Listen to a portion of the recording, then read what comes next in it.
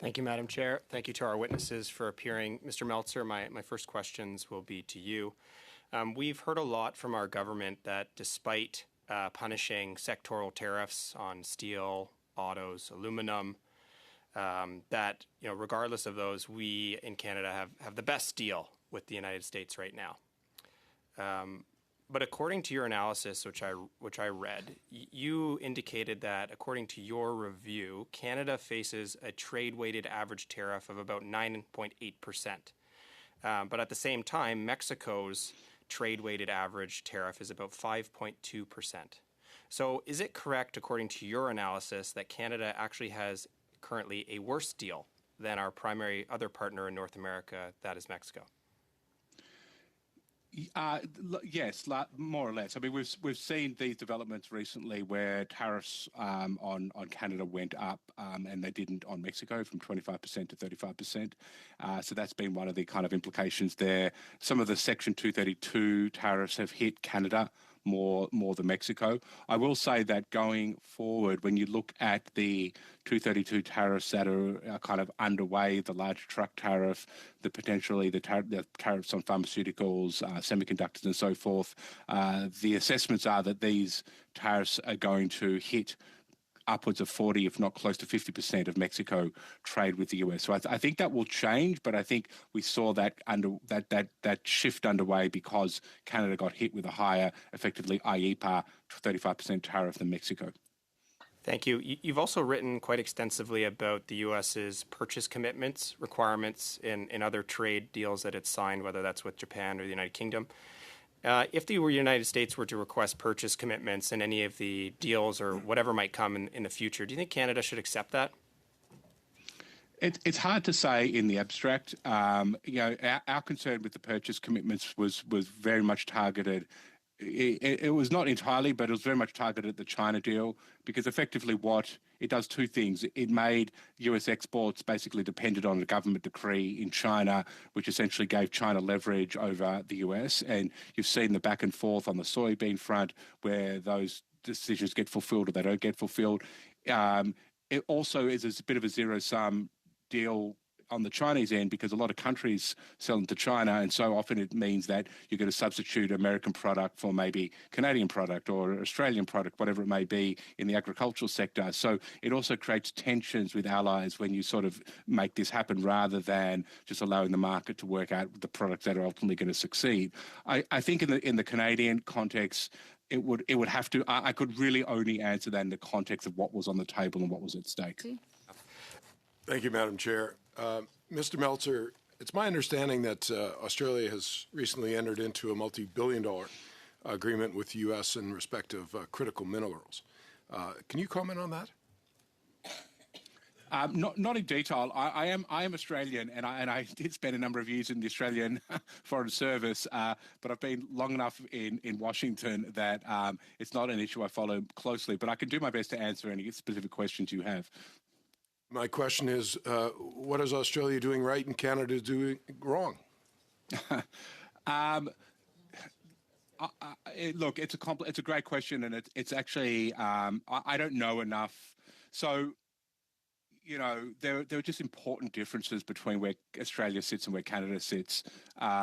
The trade relationship that Australia has with the US is significantly smaller, and the US has a surplus with Australia. It's a very complementary relationship. Australia doesn't really sell many manufactured products to the US, a lot of primary products and energy. So it just raises different types of issues for the administration. So I think that's the first thing. Australia and the US also just have a very, very deep and long-standing security relationship, and Australia just plays a different role in the security landscape to Canada, and particularly as you look more closely at China, and I think the role Australia plays in that part of the world. So I think Australia just has a different level of a strategic importance for the US as well. And so I think these factors mean that doing deals on critical minerals and on AUKUS just take on a different resonance in the administration. Fair enough, Mr. Meltzer, but clearly we have a close relationship, Canada, with the U.S., and Canada has a great interest in critical minerals. 100%, and I think this is a key area that Canada needs to be leaning into and developing. I mean, I think that not only is the US clearly going to need to partner with Canada on critical minerals, my sense is that Canada needs to be building out its critical minerals mining and refining capacity in order to actually create its own leverage in this relationship as well. Key word that Mr. President Trump uses quite a bit, and that's leverage, something we need to work on here. Yeah, I think so. Thank you. Thank you very much. Yes, thank you very much. Mr. Meltzer, you are the principal senior researcher, and you are very, very familiar with major partnerships and agreements in the Pacific. You are an expert in world trade. If we talk about the World Trade Organization, I think it's appropriate for us to mention it today, because even though it might be a scenario which is almost unthinkable if it were ever to happen, that there would not be an agreement, a trade agreement with the United States. We would have other agreements with other world countries. Can you confirm what I have just said and expand on it?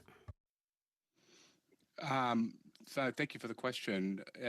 I think that's correct. If I understand the question correctly, it is about what the various options for Canada would be in the event that the USMCA was to not continue. I agree with your statement. I don't think this is going to happen, and it's I don't think the US is looking to pull out of the agreement, and I think the agreement will run until 2036, even if there's not a successful review next year. But Canada, of course, is a member of the WTO and has various other free trade agreements, regional trade agreements as well. The TPP is one of them, or the CPTPP, as well as the bilateral with Europe and Japan and other countries. So those agreements obviously remain. I will say that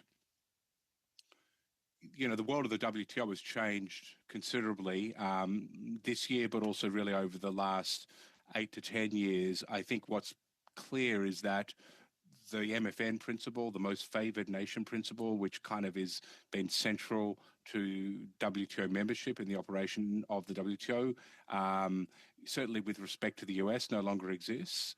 And even Canada, in small ways, as it's raised tariffs on, for instance, SUVs from China, I know that's under review, essentially did that inconsistent with its WTO commitment. So I think countries are very much walking back from the WTO. The dispute settlement mechanism has stopped working. So the WTO as a foundation for governing trade exists, but it is a lot weaker and is a lot more fractured than it has been in the past. But that would remain, obviously, in the event of no USMCA. Si on revient un petit peu sur l'histoire de l'OMC qui est créé le premier. In history, which was created in January 1975 to the first free trade agreement. It was supported by the United States, and at that time there was support for the entrance of China. It would promote. It was said that it would promote a broader market and would allow for other countries to benefit from a broader opening, not keeping that opening just for one country. And then it was followed by a failure, and the United States, given that, felt that it would seek benefits, advantages from China. Let me ask you, are you in agreement with the summary I've just given? Yeah, broadly speaking, I think I am. I think that what's going on currently between the US and China is, reflective of a range of, I think, dynamics that are underway. I think what happened in the WTO with respect to China was partly a reflection of some of the limits of the WTO rules. It was also a reflection of decisions that have been made by various Communist Party leaders to take China in a different direction when it comes to the way they thought about trade and integration in the global community, that ultimately was very much at odds with the broader-based trading system based around comparative advantage. Right, the Chinese model is fundamentally premised on overcapacity in manufacturing, which gets exported to the rest of the world, and an increasingly closed internal market, which for the world's second largest economy is very much at odds and not sustainable in the context of a trading system built around largely, not completely, but largely, lower tariffs and leaning into competitiveness and comparative advantage. And then you have the geopolitical competition between the US and China. So the US is responding in various different ways. And part of it is like not pulling out formally from the WTO, but recognizing the limits of what the WTO can do in terms of addressing the China challenge and looking to find alternative ways around that. And this is, where we get to the role of North America, I think, in this context. 20 seconds remaining. Well, listen. It would be a question of development, and I'll come back to the question later, perhaps during the next round of questioning. But let me ask, to what extent do you think that fear of China justifies the stance that has been taken by the United States vis-a-vis Canada? It's affecting Canada-U.S. relations. I'll come back to that later. Je renvoie ma question, tout simplement. I just refer back to my previous question.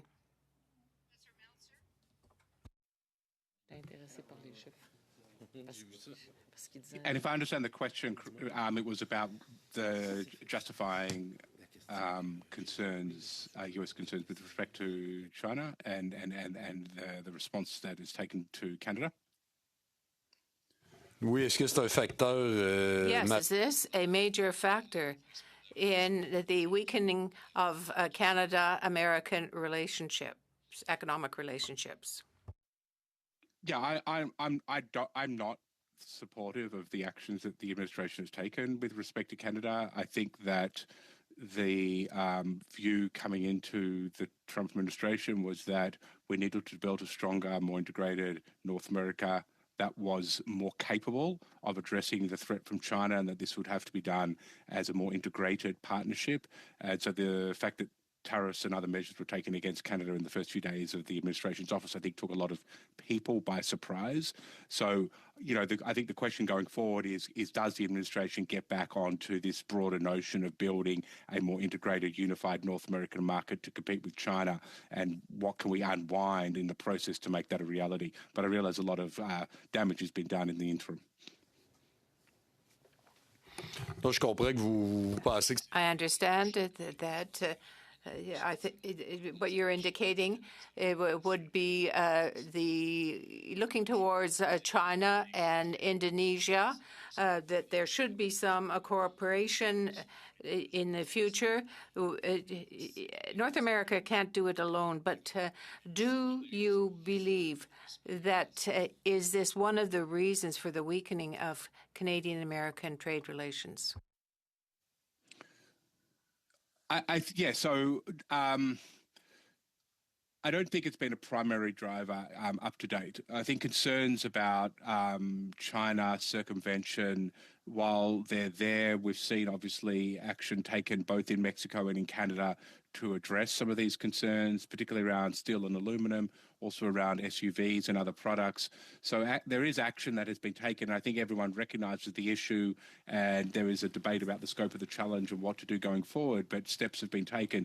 So I don't think this was the primary driver of what led the administration to put tariffs on China and Canada. I think Canada and Mexico have been wrapped up in this is a bigger conversation about what the administration is doing with its trade policy and what it's seeking to achieve. But I do think it's notable that, notwithstanding the tariffs, that most Canadian and Mexican trade remains zero tariff and when compliant with USMCA. And I think that the fact that the US has stuck to USMCA and has enabled that to happen, I think also sends a good signal. Thank you very much.